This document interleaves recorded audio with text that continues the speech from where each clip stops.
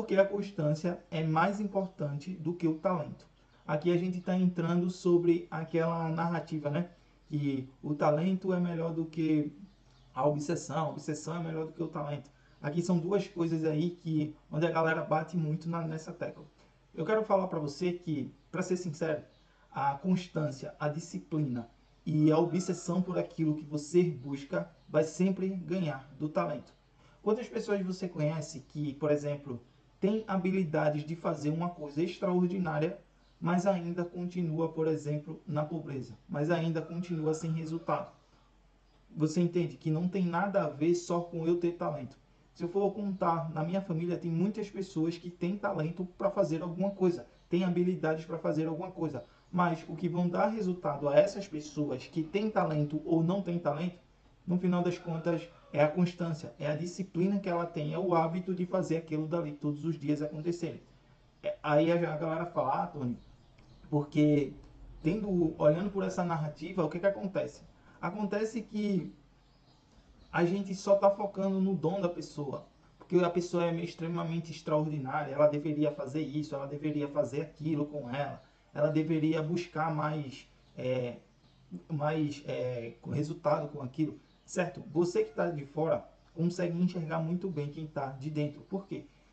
Quem está de fora é basicamente como você estivesse numa tela, sentado, assistindo no cinema, uma tela bem grande, a vida e a história de outra pessoa. Você só está sendo espectador daquela história daquela pessoa. Você enxerga potenciais, você enxerga talento, você enxerga tudo que a pessoa tem de qualidade. Mas a pessoa ela não enxerga isso. Por quê? Porque ela está mais focada e frustrada ou alguma coisa acontecendo na vida dela que ela não consegue olhar para a rotina que ela tem, que ela não consegue tirar essa ideia da cabeça de que eu preciso fazer isso, eu preciso fazer aquilo. E de uma maneira inteligente, vamos dizer assim, você que está olhando, às vezes tenta ajudar essa pessoa, às vezes tenta seguir com que essa pessoa olhe por esse lado, mas no final das contas as pessoas estão pouco se fudendo para você. Você percebe? Quando você faz isso, o que é que acontece? Você consegue enxergar potenciais em outras pessoas, isso é uma coisa boa, isso é uma coisa que você está despertando o teu lado humano, do ser humano, de apoiar e ajudar as pessoas, mas em contrapartida você acaba esquecendo de você. Por quê? Você está muito focado em romantizar aquela vida daquela pessoa, aquele talento que a pessoa tem, e está esquecendo de olhar para os teus talentos, e está esquecendo de olhar para aquilo que tem dentro de você, que é a melhor coisa que você faz na sua vida. Se você quiser despertar a atenção de uma pessoa, que essa pessoa seja parente ou amigo teu, você vai ter que falar sem falar com essas pessoas. Como assim, Tony? O silêncio é melhor do que as palavras. A ação, o resultado que você tem, a constância que você tem sobre alguma coisa, já está falando com essa pessoa que não está te escutando. Isso aconteceu comigo quando eu saí do lugar onde eu morava, lá em Recife. Eu falava diretamente com as pessoas, trocando ideia, conversando, estava dizendo, olhando pelo talento que uma pessoa tem, a habilidade que a outra tinha, conversando com ela, despertando esse desejo com ela, mas eu percebi que eu estava me desgastando em chegar a esses tipos de conversa com essas pessoas, porque elas tinham a própria preocupação dela, ela já tinha a própria rotina dela e ela já tinha a própria ideia, a ideologia sobre aquele tipo de vida que ela estava vivendo, certo? E eu, por outro lado, eu não tinha meus resultados, eu só estava romantizando a vida de outras pessoas e esquecendo a minha.